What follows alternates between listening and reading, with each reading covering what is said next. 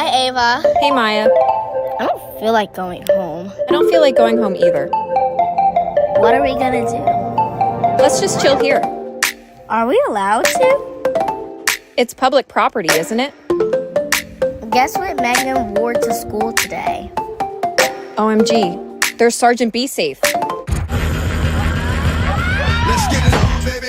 Cause I'm ready to start. Take the locks off the cage, cause I'm ready to bop. It's late. What are you girls doing here?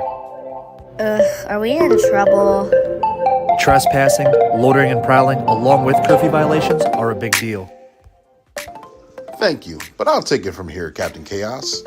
Rules are made for a reason. A lot of bad things can go on after curfew. We're gonna have to call your parents.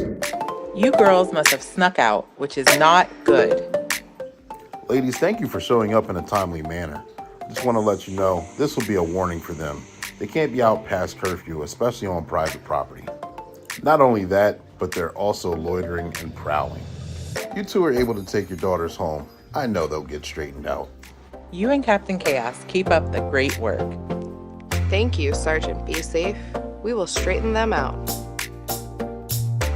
Well, I'm glad we got that situated. Absolutely. Seemed like a mistake that was innocent enough. I'm glad we got the opportunity to educate the kids and make their parents aware. The work of a public servant is never over. One job down and many more to go.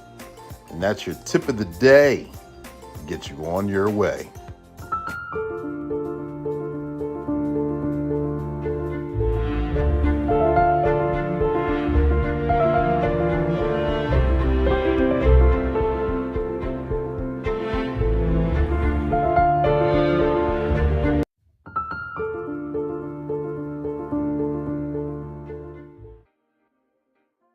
Hey, officer, your keys are in the door. I follow you on TikTok. I've already seen this. By the way, you don't have your seatbelt on, sir. If you'll pull right up there for me. You.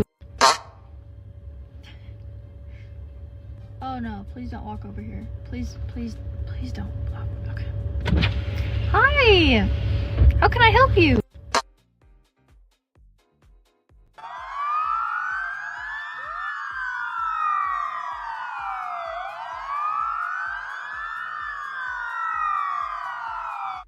Welcome to Black and Blue, the podcast that brings you the untold stories behind the badge.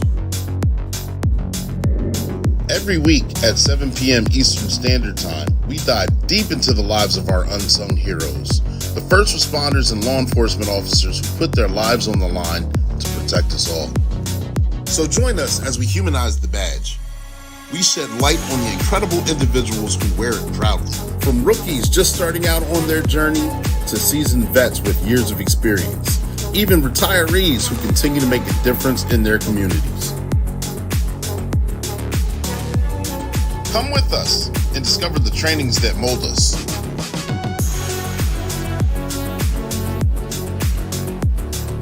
The unforgettable experiences that make us. And the publications that inspire us to push forward.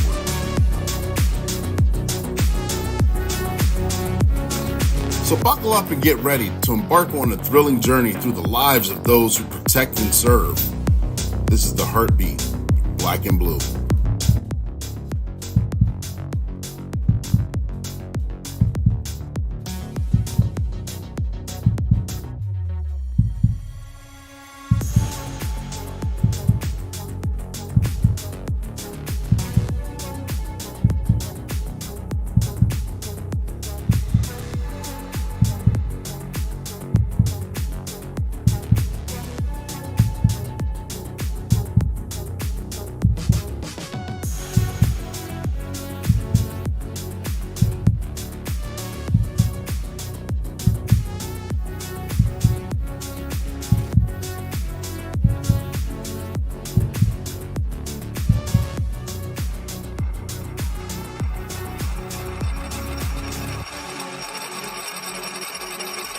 Black and Blue, where the stories behind the badge are true.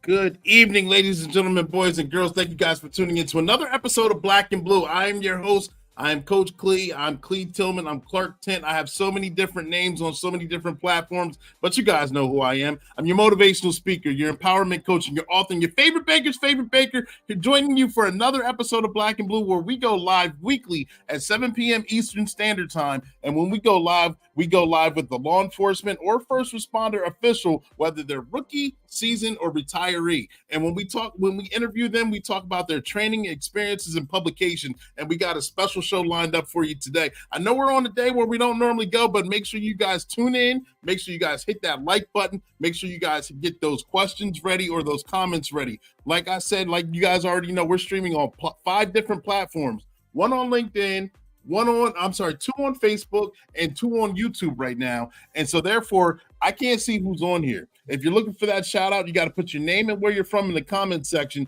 and I'll give you that shout out that you're looking for. If you have a question, you have to put your question in the comment section as well, and we'll acknowledge it as soon as we can. Understand that when you post something, there's about a 3 to 5 second delay. So we might actually be on another topic, but we will address the comment as soon as we can. All right. And if you're watching the replay, don't hesitate. Make sure you still hit that like button. You tag, like, and share, and put those comments in there, and we'll address them as fast as we can. All right.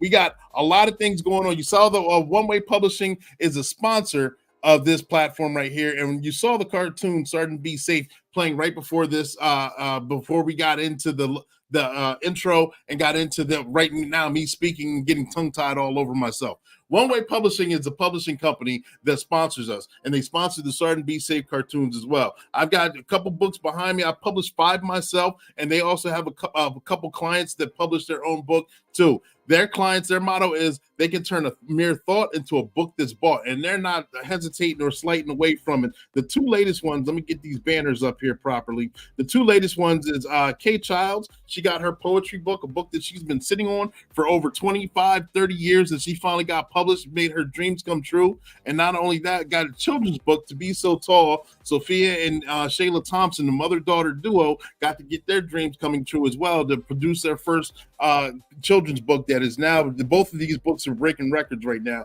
So make sure you guys check that out. They're available on Amazon. If you're looking to be on the show yourself, workwithclee.com. It's in the comment section. You see it scrolling below. That's how you want to reach out and get a hold of someone, and you'll be scheduled to be on the platform. If you're looking to be a voiceover for Sergeant Be Safe, that's the exact same way as well. Or if you're looking to have your own book published, it's a one-stop shop right there.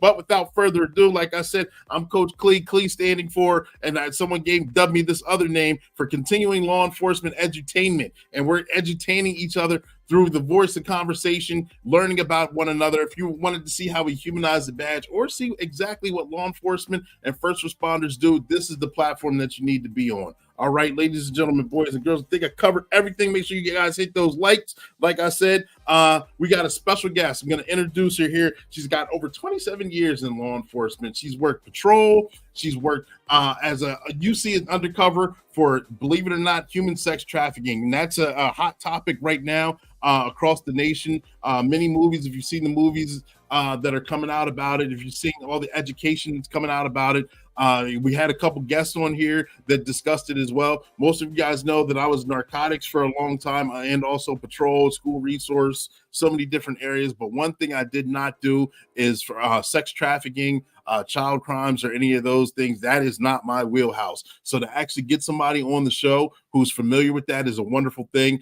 Learning about that, learning about things to look for, what happens to people who are caught up in the game, preventative maintenance, get those questions ready. We've got Heidi Chance, her website. Let me get this website, A Chance for Awareness, is scrolling below, and it's also in the comment section. Not right now, but make sure you guys take a look at it. She's going to discuss all that. She's, like I said, 27 years in the game doing this, and we're going to pick her brain and have a lot of fun while we do it. I'm going to bring her to the stage now. Without further ado, Heidi Chance. Heidi, are you there? Yes, I'm here. Perfect. Heidi, thank you for making yourself available and coming on the show. Before we get started, can you tell us a little bit about yourself, please? Yeah, absolutely. I am a retired detective. Where you were describing my background a little bit, I spent most of my career at Phoenix Police Department here in Arizona, and that is where I was working undercover, doing the human trafficking investigations in Phoenix. Prior to that, though, I was a school resource officer, and then also patrol, community action officer, just a couple of other little things in my patrol career. But the bulk of my career so far has been human trafficking. And that's what I continue to investigate currently for a different agency, trying to live that second pension life. Trust me, I get it. I know. Congratulations on having so many years in law enforcement and being effective, and onto another phase of law enforcement. That's not easy to do, to actually be in this game for a couple decades or more. So I salute you for that. Yes, thank you. You're welcome. Can I ask you, what gave you the burning desire to actually get into law enforcement back when you did? Well, the reason why I look so young and I have 27 years experience is because I actually started at 18. I started, yeah. Crazy story. I started, there was an opportunity right when I graduated high school for a cadet trainee program. And I graduated in September. I started with the police department, in May, and I graduated in September, May. And then started with the police department in September for the cadet program. And that was like a light blue shirt, pepper spray, a baton, handcuffs, and a fully marked patrol car, driving around South Phoenix, if you've ever been to the Phoenix area before. Basically responsible for taking accident reports, dusting for fingerprints, photographing crime scenes, searching females.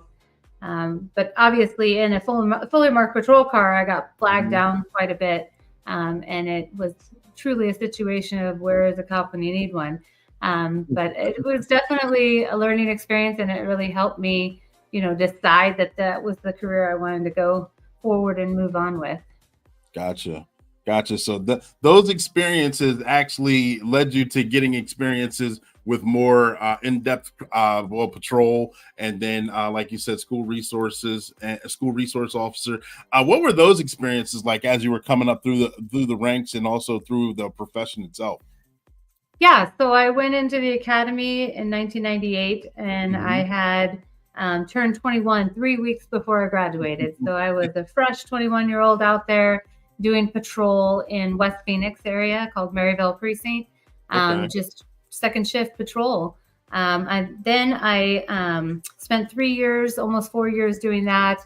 And I got, my husband and I had a baby. And so I wanted to move to a location within the police department where you could be a little bit more accommodating with schedule and a newborn baby. So I went into school resource officer, which is typically, I think, what a lot of female officers end up doing for a period of time, sometime in their career. And I went to a particular school in West Phoenix. I actually blinked and 6 years went by. I was there a lot longer than I expected to be there. And one of the things that kind of was my burning desire to join the human trafficking unit really didn't happen until I had contact with a girl that was a former student of mine at the middle school. She was in, I think, 7th or 8th grade when I knew her. And obviously, as a school resource officer, we can't keep the patrol car. I didn't get to take it home, so I had to return it every day. And I remember going into the precinct, returning the car, seeing her in trouble in the juvenile holding area. And, I kind of asked her, why are you in trouble? She recognized me as the cop from her school a few years back. She was still a juvenile on that day. And, it was one of those things where she told me she was in trouble for prostitution. And I had already been a police officer for 5-6 years. And I didn't think that kids got involved with prostitution. And so that was kind of like that mind-blowing moment for me where I, that in combination with I had an opportunity to start doing the undercover sting operations, posing as a prostitute on the street. They were kind of asking girls from patrol so they could get some new faces out there. And I started doing that. And that's really where my passion came from, and really wanted to continue on and see what it would be like to work with the unit. Gotcha. Thank you for the rundown. I Yeah. remember while working narcotics, and we'd be on the task force, and we'd often work with a lot of female officers for various things as well. Sometimes we would do prostitution stings at various hotels throughout the county or other locations, and I'd always be bewildered the females who would dress up or be the prostitute undercovers for the weekend. I'm like, don't most of the individuals who solicit, wouldn't they know, or wouldn't they get an aha moment, because it didn't seem like 2 and 2 always added up to 4 involving prostitution. Did you often see that while working undercover, or was it a lot different than that kind of experience, if that makes sense at all? Well, I think what you were saying is a couple of things. Unfortunately, when I did start doing it, I was actually thrown into it. It was kind of like on the job training. There was no like undercover school or anything offered. Later on down the road, when I got to the unit, I created one, but there was nothing like that. And so it was literally on the job, learning to, it's a fine line, act like this is going to happen, but don't touch me, that kind of thing. Yeah. And, it was definitely a sticky situation sometimes, and learning on the job. But also, I unfortunately worked an area there in Maryville Precinct where I also worked patrol, and that probably wasn't wise.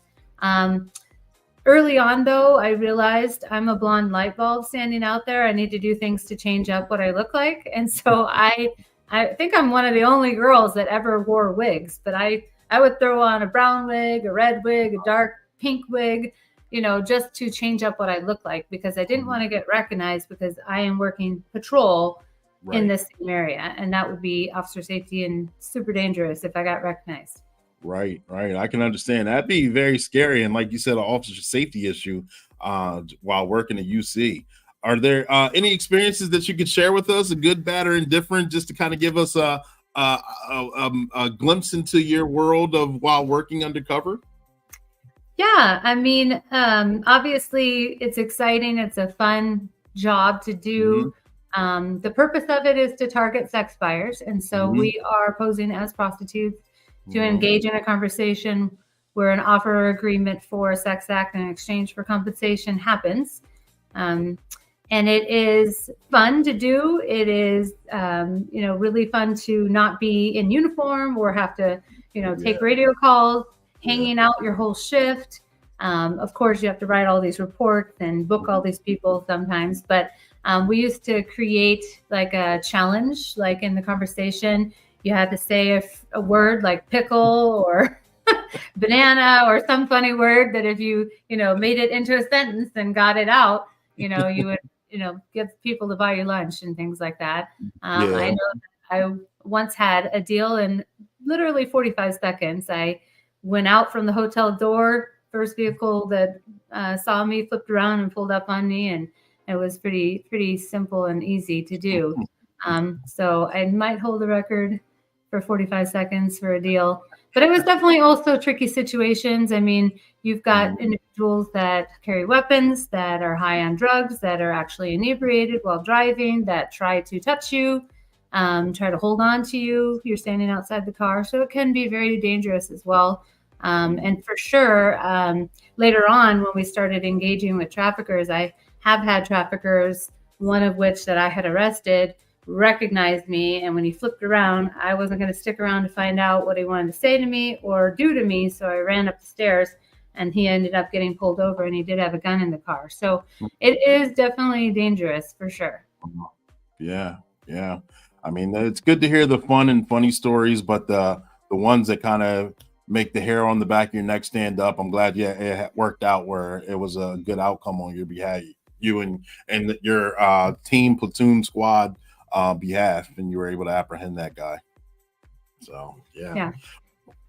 So now that you've got years of experience while doing this, what is it like to instruct and educate not only a police department or police agency, but also anyone with the public or anyone who may have a question? Because there's so many different levels to this. you see the movies that are out there. Sound of Freedom, I know that's been a buzzword or a buzz movie for a little while, and it piques a lot of people's interest, and they have questions. What is it like to give instructions or education for anyone who may have any kind of questions for you? Yeah, so two things. Sound of Freedom's a wonderful movie. It's got people thinking about human trafficking, talking about human trafficking. It isn't really a picture of what it looks like domestically here in the United States. There are other movies out there, like the one that filmed our unit for 3 years, Sex Trafficking in America. It was Frontline PBS that filmed that movie. And, that one's going to show you what's happening here domestically and how law enforcement's responding to it. But when I do the education to the public, a lot of times it's still happening where people ask me, what does a sex trafficking victim look like? Right. As if I'm supposed to describe like this one demographic, and that's who this victim is, or this is who this happens to. And there really isn't a way to describe that. And I'm still getting that question. As far as law enforcement, I mean, I don't know about you, but back in 1998, when I was in the academy, I didn't get a class on human trafficking. Yeah. No? No, I did not. No, I'm agreeing with you. No, I don't remember. I went in the academy in 2004, and I don't remember any classes of human trafficking at all. Yeah, even then. And we only started teaching our own law enforcement officers in 2015 in Phoenix here about human trafficking and what to look for. So you have generations of cops out there that looking for gangsters and drug dealers, and they don't see pimps, and pimps are bragging about it. So when I teach at the academy, I show a Facebook Live video that I found of a pimp that literally was filming himself, and there were 5 patrol cars dealing with whatever emergency in the background of his video, and he's describing and bragging that they don't see him. And he's not wrong, because we're not looking. And so that is definitely teaching old dog new tricks and getting law enforcement officers to actually see traffickers is almost like pulling teeth a little bit. Not the new guys, but some of the old guys. And it's really needed, because these traffickers are literally bragging about you not seeing them. Yeah, and that's kind of embarrassing to have a Facebook Live and you're dealing with whatever kind of issue in the background, and someone's bragging that they're conducting their illegal business of sex trade or human product right there under our noses, right there, and not even in fear of being apprehended at all. Yeah, I played that video on purpose to piss people off. Yeah, I bet. I was watching one of your podcasts that you've done where you were a guest on, and it was interesting that you made the comment, and it was kind of an aha moment with me. It resonated because it being narcotics, again, with that background, going after dealers, users, what have you, or following the money, or just following evidence, things like that. Dealer has whatever product that they're trying to sell to the user to consume, and once that product's consumed, it's gone. Or so basically, if the product's consumed or destroyed, we may or may not even have a case for that individual or anything like that. So a dealer is always selling product. They have to pick product up. They have to distribute product. It's product. With human trafficking, I remember you saying that the person is the product. So therefore, vehicle searches can be null and void, because I'm zoned in on looking for smells or certain compartments or traps or things like that, trying to find that, when the person themselves is the product. And if they don't speak up or give any kind of signs or anything, like, yeah, we're going on this trip, I'm from Maine, I'm going all the way to New York for whatever reason, for vacation, and this is my college friend, then the red flags are down to zero and we move on. And I was like, wow, how interesting is that? Or how alarming is that, actually, that we so many things have slipped under our noses without us even properly looking, because we're so looking on a physical product instead of an actual person. Yeah, and there might be physical signs, like you might see condom boxes or lubricants or sex toys or multiple hotel keys or hotel receipts that don't match up to the story where they say they're coming and going to or from or have been. But there's definitely not, you're right, there's not, that physical thing that we're looking for. And it's just a matter of a vibe, I think, that you do what you do. You separate people. You ask them initial questions. You see if they're kind of reacting to those questions, if they're in fear of this other person. A lot of times it's, if you're asking them for ID and they pull out all these IDs, well, why are they holding IDs for other people? One of which is the passenger in the car. That's, that should be an indicator that why don't they have their own ID, and why are you holding it for them, or those kind of things. So there are definitely things that when I present to law enforcement agencies and speak to patrol about just basic recognition and response on regular calls that you go out on, some of the things to look for and pay attention to so that we are seeing these traffickers. Gotcha. So let's say a traffic stop, you come across someone who does have multiple IDs with 3 individuals. They're the driver and 3 individuals in the car, and that the driver has the IDs of the other 3 individuals. How would you suggest someone, a law enforcement officer, handle the remainder of that traffic stop, just to try and dig a little further or find out some information? Yeah, I think what obviously, if you're outnumbered, call for other officers to come stand by, and you're going to need to separate these people so you can kind of get a gist. But there's other physical indicators you could look for too. We didn't talk about the indicators, but a branding tattoo, like if you notice that there's, these 3 individuals all have the same tattoo, like that's like the most physical indicator I could give you besides actually walking up on them having sex in the car. It's a pretty blatant, in-your-face advertisement that they are possibly being trafficked with this brand, the tattoo. And it could be a symbol, it could be a nickname for the trafficker, but and you see that, and obviously you've got to, if anything, you've got this person in possession of other people's identities. So there's already some reasonable suspicion to talk to them further about that. But definitely separating everyone, all of those things. But be mindful, these people, like I said in that other podcast interview, they're not afraid of being caught for anything because they're confident that they're controlling those victims, and those victims are loyal to them and they aren't going to talk. So separating them, if you can find a reason to transport these people, transport them separately, get them away from each other, so in that way those victims might feel more comfortable coming forward and disclosing what's really happening. Gotcha. In your experience, how do you see predominantly how an individual can become a victim? Yeah, so I talk about this a lot because people don't get, I mean, they believe the myths, I think, still about victims.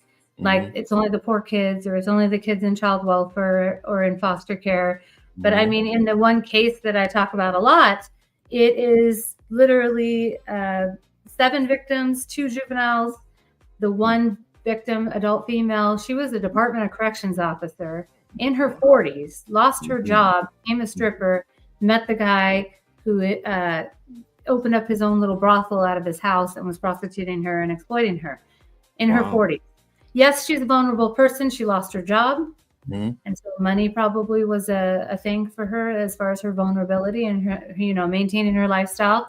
But in that same case, there's a girl who had a full ride scholarship to Northern Arizona University. Her mom's a nurse. She has 0 history of child sexual assault or abuse or neglect or anything. Kind of well-off kid, full ride scholarship, educated. And she met somebody on Craigslist, wanted to take modeling pictures of her, and that guy introduced her to the brothel owner. And then, her whole life was going this way, and now it's this way. And she's a resident of our women's prison here. So it is, not just one economic demographic. It isn't just females. Also, we have male victims, LGBTQ plus transgender victims, victims that are vulnerable, and that's just it. Is traffickers? They don't have a regular job. All they do all day long is manage the victims they have and try and find new ones. And so they're really skilled at looking for vulnerabilities and exploiting those people that they find are vulnerable. Gotcha. Got a comment on the floor. Dylan Richon. In the field, was there a hand signal or some other signal that prostitutes who were in trouble would use to alert the police? I get that question. I see that question a lot. So thank you for asking that. Yeah, I don't know that they know of a hand signal because I've never had them really tell me a hand signal. I think what you're referring to maybe is what's on the posters in the airport. Because there is, with the National Human Trafficking Hotline on the poster, obviously the phone number, you can text message it, you can call it, and then there's a little blurb and tiny little writing about how to indicate to a flight attendant that you're being trafficked. And I can't remember what that hand signal is off the top of my head, but I know I've seen it before. But I've never had any victim, I'm interviewing them and I've, have talked to them for hours. I've never had any of them say, hey, I tried to get a hold of a cop once and do this hand signal and they didn't know what I was doing. I never had them do that. Not to say that, victims aren't trying to do that and law enforcement isn't seeing that, but I haven't had an experience with that. Gotcha. Yeah, I've been 18 years. I haven't seen anyone. I haven't recognized a hand signal as well either. I have pulled up on cars while on patrol that are parked in dark parking lots, and they're engaged in some sort of activity, and you separate the two of them. Out of, let's just say, 10 of them, for simple numbers, maybe one of them were actually some sort of prostitution deal. Most of them were either infidelity or high school kids trying to sneak around and not get caught. From my experience, yeah. And there's such a thing as indecent exposure or public sexual indecency. Yes.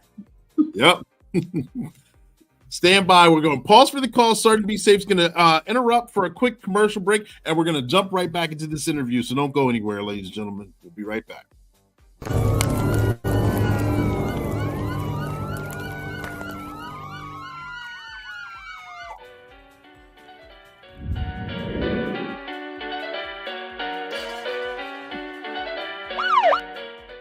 I can't wait until my new children's book is finally published.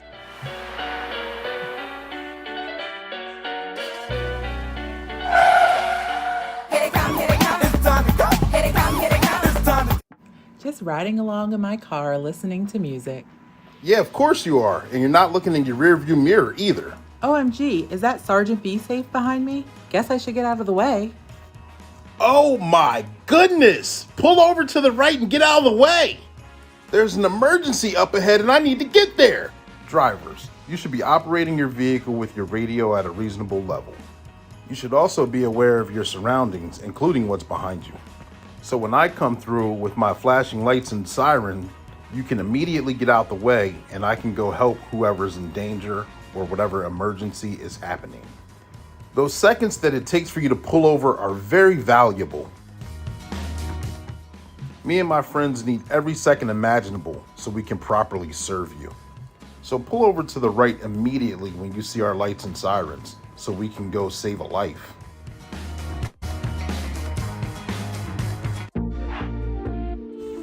Ah, my packages have finally arrived. About time. I'm sure glad I live in an area where nothing happens. Only action around here are deer chomping on people's flowers. I'll take him in after I get done cutting this here grass. This is my favorite pastime. Aha! I see a package left unattended. Another crime of opportunity. Easy pickings for a guy like me. Oh no! There's Be Safe again. Sergeant Be Safe, Hello is that there. You? It's good to see you. Looks like I'm right on time again. Rob, you blind? Get out of there. People make it so easy for me to get caught. Hold on now. He really wanted to steal my packages? Yes, he did. Sergeant Be Safe, you're the best. The coolest cat in the land. You saved the day again. We need more like you, brother. We need more like you. Trust me, I truly appreciate the glory and accolades. But you can really thank me by being vigilant over your property and making my job easy. Well, back to jail you go.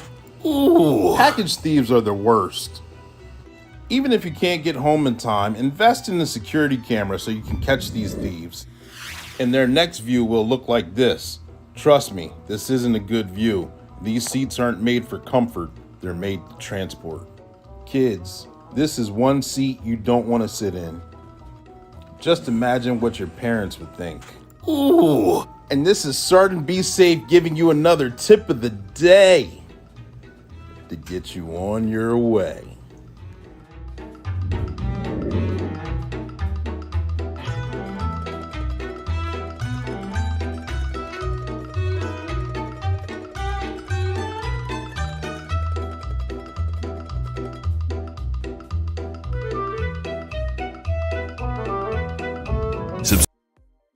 And we are back, ladies and gentlemen, boys and girls. Thank you. Let me get this off the screen here. Thank you. I hope you guys like that commercial. Sergeant Be Safe's already there, making things happen. We're jumping right back into this interview with Heidi Chance, talking about human sex trafficking, and we've had a wonderful discussion so far about it, getting indicators, some of her experiences, things we had a question on things that we should look for, things that we could look for. But let me ask you this: and we got a puppy right here. I have a co-host.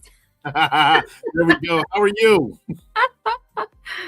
Well, one question that always comes up about human sex trafficking is, especially when it involves a youth or juvenile, is who is the person who gets them involved? How does a young person get involved? Is it some stranger that starts maybe emailing them or shooting messages to them by way of social media or video games? Is it familial? What are some of the normal signs or indicators of someone that is targeting young juveniles? Yeah, so there's so many. I mean, some of them is out in the open. I had an investigation involving a girl that literally went to school every day, and then volleyball practice came around in the afternoons and on the weekends, and she was with her trafficker and not at volleyball practice. And that went on for months. And she was recruited by another girl at school. Places where you would be anywhere near a known area for prostitution. Like in Phoenix, we have several known areas, like literally miles and miles of a street where there's street prostitution happening. And I mean, we have good weather most of the time. So, and if there's a kid hanging out in that area or a runaway kid in that area, they're extremely at risk for being either solicited by a sex buyer or recruited and groomed by a trafficker. House parties, convenience stores, the mall, food courts, those kind of things. But then online, that is literally giving almost an anonymous opportunity for traffickers to spend all day long casting a fishing line, sending out messages, copying and pasting on several different platforms to profiles all over the United States. Because I've had traffickers reach out and try to recruit and groom me on some of my undercover social media profiles. And I had one from Orlando, Florida, that we extradited from Orlando, Florida. And then, several from California, Nevada area.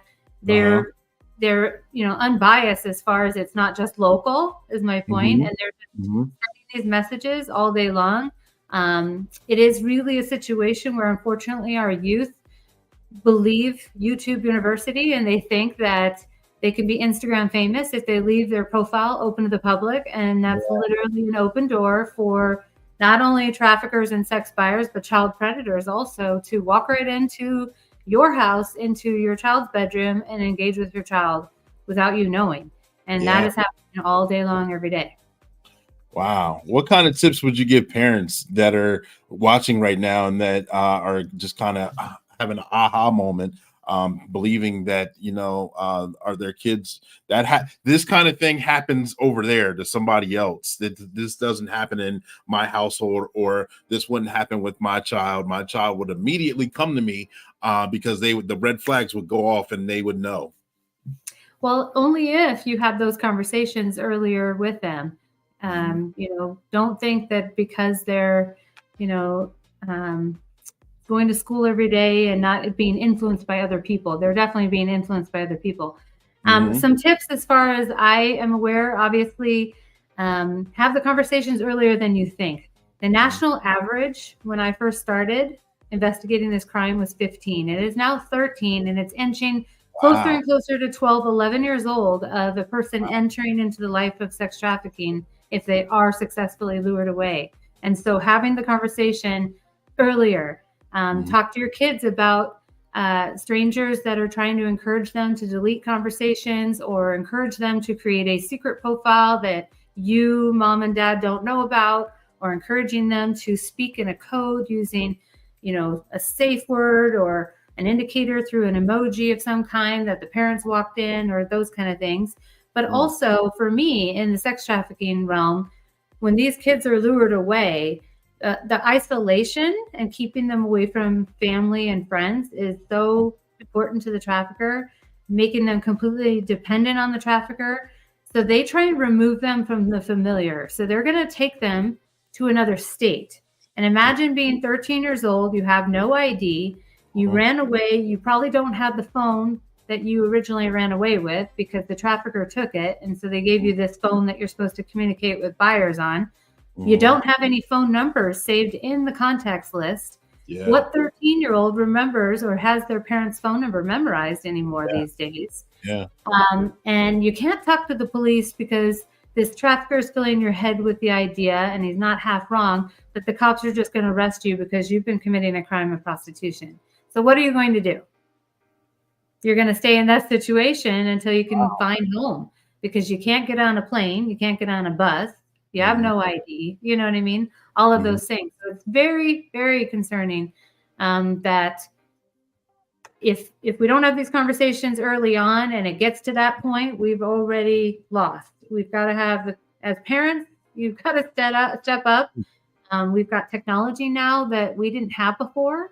We don't even know probably how bad it's going to be. We're just barely touching the surface on how bad it is with all the technology coming out that kids have access to since they were toddlers.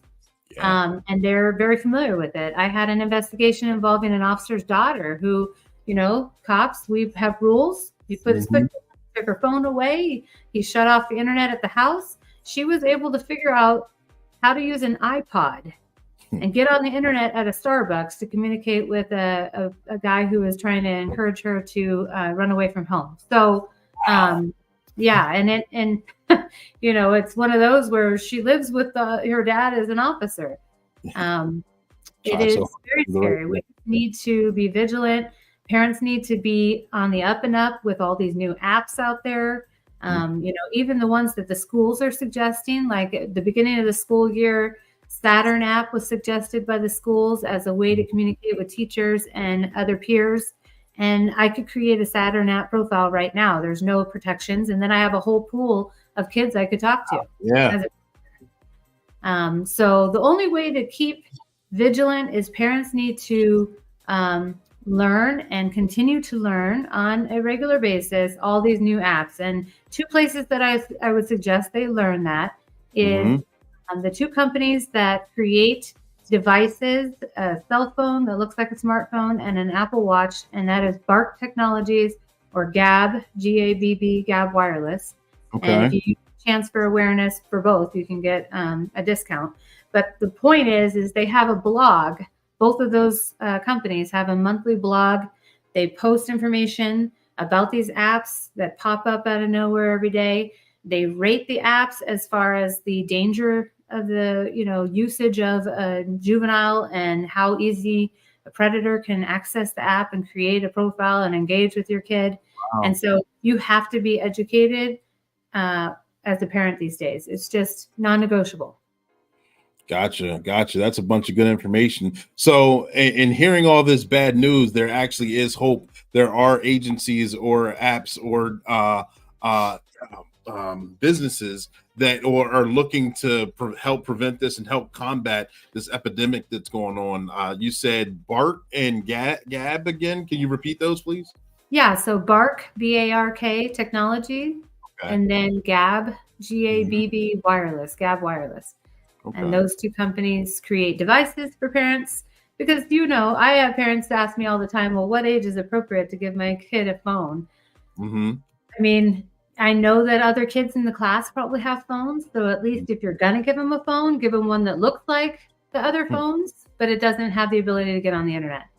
Gotcha. Because even when you think you put these parental controls on there, my own niece, who was 12 years old, my sister said I can share this story. My own niece figured out how to bypass the parental controls, created a secret Instagram, and she had men messaging trying to get her to send pictures of herself. Man, I'm sorry to hear that. Yeah. I mean, luckily she found it before it was going on, before anything was sent, but it was definitely a scary situation. It's one of those things that I don't know if her peers were encouraging her to have this Instagram or what it was, but she was to the point where she was going to ignore the parental controls and her mom's rules and, do it anyway. And unfortunately, that is also a thing where you have to have expectations and you have to have punishment. Yeah. As a good parent. Yes, that's one thing I see now, that punishments are falling by the wayside when I'm responding to domestics, or at least the parent does have good intentions for punishment, but there's so many different devices. There's so many different other parents that will actually side with the kid, the juvenile, instead of the parent, and it's kind of it becomes futile. That's a whole nother conversation in itself. Yeah. But let me ask this: as far as social media and devices, what other familial connections should parents look out for? As far as adults, some sort of authority figure, some sort of religious figure, anything like that. Have you seen any or experienced any connections with any of those? Yeah. So the term familial is, the action of a victim knowing their trafficker or their exploiter is what the term means. And I know there's a percentage out there. I think it's like 46% of all trafficking is familial. I would say that's probably 90%, because technically familial doesn't mean just your guardian or your parent or uncle or a cousin or a family related person. Familial could also mean someone you're in a romantic relationship, which is what traffickers do when they're barely just trying to recruit and groom you, is make you have this idea that you're going to be with this person romantically in a relationship. So that is also familial trafficking. But as far as some of the apps and social media, like I said, it's not just, the Instagram, the TikTok. It could be these games that these kids are playing on. Not so much the traffickers, but maybe sex buyers and child predators. And then also these dating apps or these meetup apps, the swipe right, the swipe left apps. Like, what 13-year-olds should be on those apps? Yeah, I don't know, but there are companies that are literally advertising and targeting the younger crowd of meetup apps, which is totally inappropriate and not okay, but unfortunately they exist. Wow. How big of a problem is this nationally, that you're from what you've seen, from when you've actually started working as an undercover to what you're actually doing now currently? Well, you can Google numbers, and I don't know where these numbers are coming from, because we don't know what we don't know, and we have no idea how many victims are out there because they haven't come forward yet. We only know about the victims that exist, that we've documented and had contact with, or that other entities like the National Human Trafficking Hotline has received those complaints. So that's the numbers that we should probably put some stock into as far as being accurate. Right.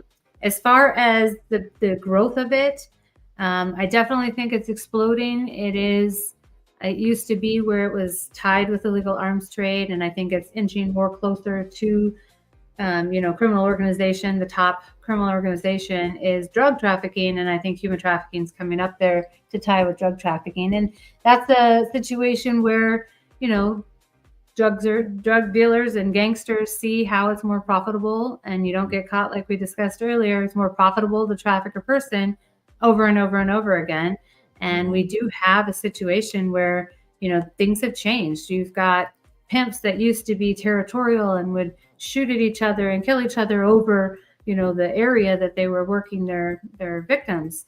And now they're kind of linking up together, and they're partnering up, and they're doing counter surveillance for each other, and they're traveling together. And, there's definitely been some dynamic changes that, aren't helpful for us, except for the fact that now we can charge them as a criminal syndicate. If you guys are going to work together, then okay, now you're a criminal syndicate.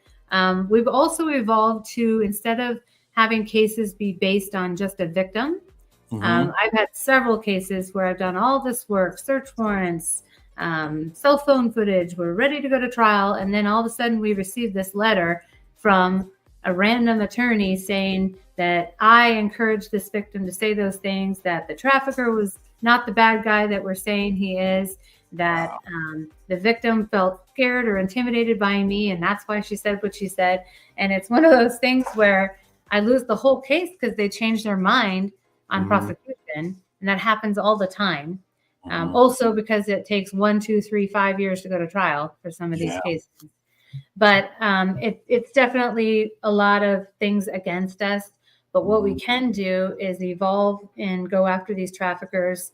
Like I said, not just a victim-based case, but also a financial investigation on them. Doing that part will at least hold some felonies on them. And, you know, obviously all the money that they're earning is illegal money. So we can seize their bank accounts. We can take their Gucci purses and their Rolex watches and their cars and all their items that they purchased because they have no legitimate income. So that is what we're doing now for sure. Gotcha. Good. That's hearing the positive with all that negative. Yeah. At least there's some good in there. Silver lining somewhere. Yeah, I know. Yeah. You got to look for it somewhere.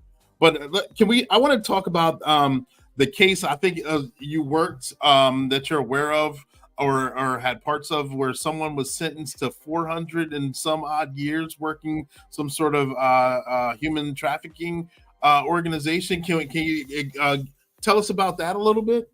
Yeah. So that case took 5 years of my career. And that was the one where I briefly talked about the Department of Corrections officer and the daughter of the nurse. Those 2 victims were adults in that 7 victim incident. That was a true familial trafficking. The original victim was 13 when her uncle first had sex with her. She was living in a small town with her grandma. Her mom had passed away. She didn't know who her dad was. There was some incest going on, and she thought that her uncle was her dad. She basically got in some trouble in a small town drinking underage. So she got put on probation. He convinces her grandma, his mother, to have her come live with him in Phoenix. And grandma didn't realize that meant having her prostitute and have sex continually with him and work out of this brothel he had running in his home in Phoenix. The second victim was the daughter of that Department of Corrections officer who was 17 when she was part of this situation and was also being exploited that way. The thing about this guy was he had this fascination with a French pornography book called The Story of O. And The Story of O is kind of a book about like the bondage and the dominant and the submissive and riding crops and chains and whips and all kinds of things and rules. In addition to the branding, these victims went through all of those things. And unfortunately, it took 5 years to go to trial. And in 2015, 50 Shades of Grey came out. If you recall 50 Shades of Grey. I remember the movie now. Movie number 1. And we sequestered 600 jurors and literally had a questionnaire for them because people were on Dr. Phil talking about their amazing sex life because of 50 Shades of Grey.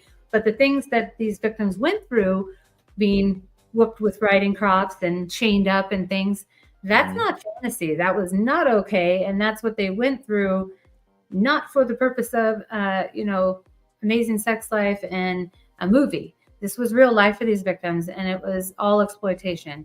So we found our jury, and luckily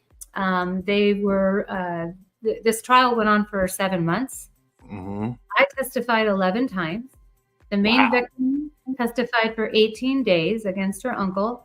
And I told her she's the bravest person I've ever met because she literally every day showed up to court in her 20s because the jury saw her, several years later because it took 5 years to go to trial.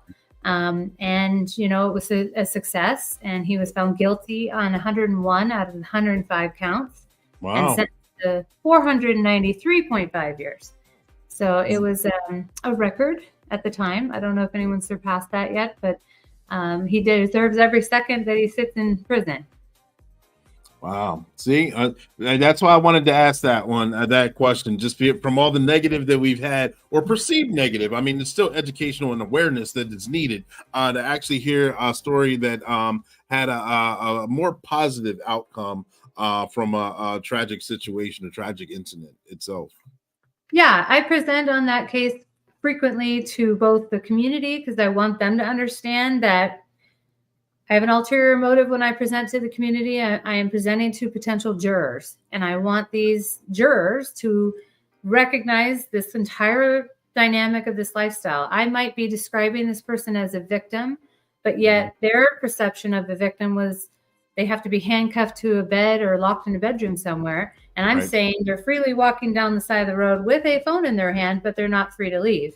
And getting a jury to wrap their head around that and this whole lifestyle and the recruitment and the grooming and all of the things that victims go through is really important to me because I want to have outcomes like that with that case. And we're seeing more of that. That's not the only trafficker I've put away for over 100 years. The most recent one was 108 years, and that was one victim. So we have definitely evolved. We're doing a better job. We have better prosecutors, judges, and the jury, with all the awareness outreach that we're doing, is really what's making this be, such a substantial sentence and actual justice for victims. Good. Yeah. Sharon, that is wonderful. A chance for awareness. How did you come about that? And if someone were to reach out to you, what kind of services would you yourself be able to provide to them? Yeah, so I created my website with the purpose of having a platform to host a course for individuals that want to learn from an expert on human trafficking and take the course so that they can educate themselves fully on, some of the things we've talked about, but I have a whole several modules course.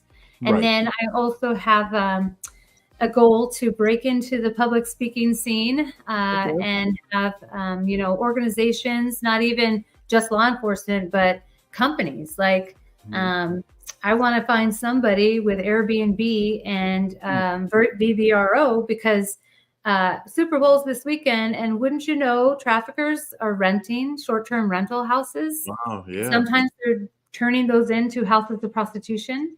I've had several cases where they've done that. They know that we're paying attention to hotels, and so they're moving into the short-term rentals. And the awareness maybe to a realtor organization or whatnot is, super imperative. And that's just one example. I mean, obviously, medical staff, schools. I mean, there's all aspects of where I could be a presenter at a conference. So I'm trying to break into the speaking scene. And then my consulting and coaching is for law enforcement agencies in regard to the specific undercover training. And I am a forensic interviewer, so how to interview a child sex trafficking victim. I have a class on interrogating these types of suspects and then putting these cases together to the point of successful prosecution, because these cases are not easy. Homicide detectives, their victim is dead right there. They're not going anywhere. Our victims, they disappear, they go back to prostitution, they get on drugs, all kinds of stuff. So just encouraging law enforcement to want to pursue these cases, even though they're difficult, is part of my mission as well. Gotcha. I hope things work out for you. I hope things work out for the agency and you're able to be a presenter and sharing this information, because this information is very valuable and it's needed. Again, you brought something, at least to me, I wouldn't think about it. It is Super Bowl weekend. Yeah. I wouldn't even fathom Airbnb, but it makes perfect sense. And like you said, traffickers know that our eyes are on hotels, and to look at them and have hotel managers and clerks bring it to our attention signs that they see.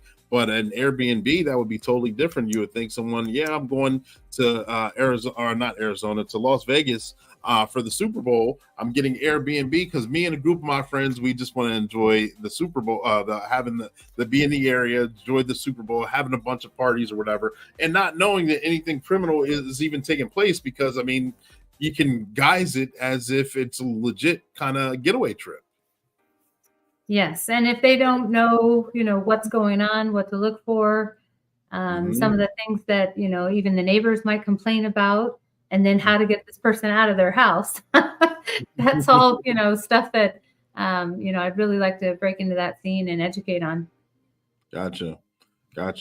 In a perfect world, I'm going to ask this question, and it's, you set a goal to set another goal. I know that, but let's just say in a perfect world, your in-game goal, what would you like for Chance for Awareness to be if it could reach the pinnacle, the top goal that you would have? What would that look like for you? Well, obviously, I think a lot of organizations have the eradication of human trafficking, specifically sex trafficking, as their main goal. To be honest, the only way to make that happen is to educate the public and have sex buyers stop buying sex.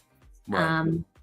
This is a business. It is the supply and the demand. And if the demand doesn't exist, the supply has nowhere to function. So if we can get sex buyers to stop having sex with people, purchasing people, we will eradicate human trafficking. So that's the ultimate goal, is to do outreach, do podcast interviews, do presentations, speak on the awareness, because I think I'm reaching potential sex buyers that didn't realize how bad it was and what they were contributing to. And maybe I've changed some of their minds not to do that.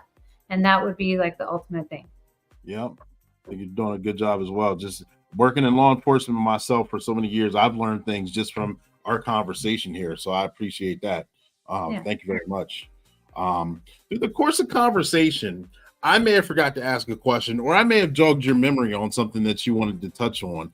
Is there anything else that you would like to share with us right now? The floor is yours. Just that, obviously, if this isn't just law enforcement, as far as your audience, I've had lots of victims describe that they were in broad daylight in public, cars driving by, people walking by, people at the, businesses around them. And then they get assaulted by their trafficker in public in front of everybody. And so many times they've described that people would, not call the police, not do anything to help. And if they did pull out their phone, it was to record it for a TikTok or record it for an Instagram, social media, something, which is totally inappropriate. And, if we could just talk to our kids about that as well, as far as, you may not want to get involved. That's fine. You can make a call to 911. You can provide your phone number. You don't have to have the police show up at your house, but at least make that call so that you can help someone else. That would be my parting wish.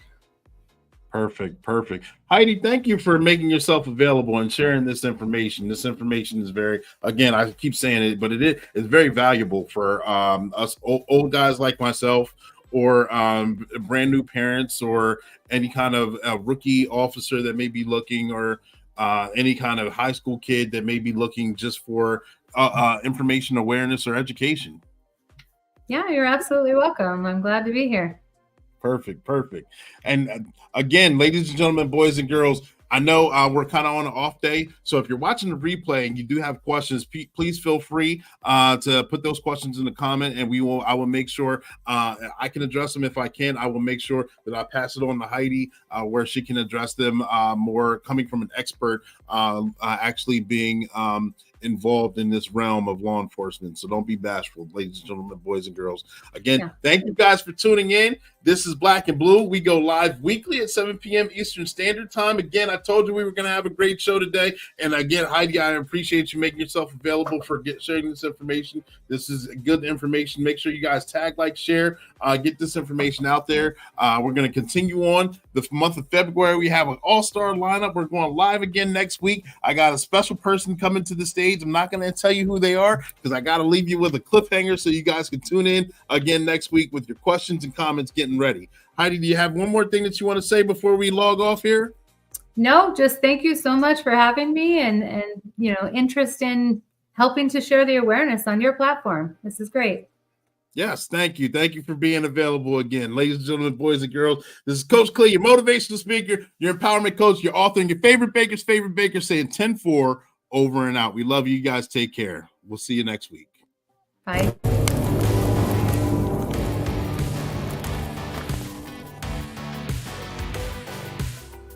Insanity. Doing the same thing over and over and expecting different results. Sergeant Be Safe here, and I'm stuck in the office. I'm stuck. You want to know why? I'll be completing reports for stolen vehicles. Yeah, that's right, stolen vehicles.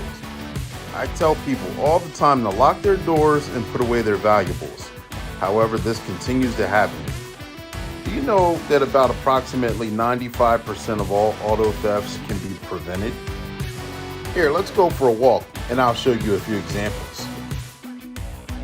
Example number 1. You go to the store and you leave your car running. Little do you know that Chance Wilder's on the prowl. He sees your car running with the door unlocked, gets in it, and they're off! Have to start. Oh no! Frustrating. Let's move on to example number 2.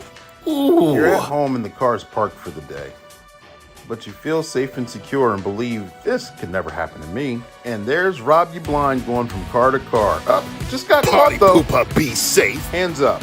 You're coming with me. Ooh. People leave their car doors unlocked and believe it or not, their keys in them. Here's video footage of someone going onto someone's driveway and entering their car, and guess what? Stealing that too. Even if you don't keep your car key, don't keep your spouse's key in the vehicle either. Believe it or not, they park right beside you. So therefore, take the extra step, lock your vehicle, and take your keys inside. So here's a little bit of information for you. If your car is ever stolen, and then I find it and recover it, it's usually not in the same condition that it once was. It could have been involved in a motor vehicle accident because of joyriding, or just have more dents, scratches, and damage on it. You'll get an incident report and a tow bill. Your insurance company may cover the towing and recovering fee, but you could also have to come out of pocket with some extra expenses. So now let's move on to example number 3. Parking lots at major businesses are prime targets. Lock your doors, put valuables away, park in well-lit areas, and definitely do not, I cannot stress it any harder, leave your vehicle running in the parking lot. Because no matter how many times Rob You Blind and Wild Chance go to jail, they will always take advantage of a prime opportunity to take your valuables or steal your vehicle. Don't be an easy target. Hands up, you both are coming with me. Ooh. These are just a few examples of how you can protect yourself and be vigilant with your property. And that's your tip of the day to get you on your way.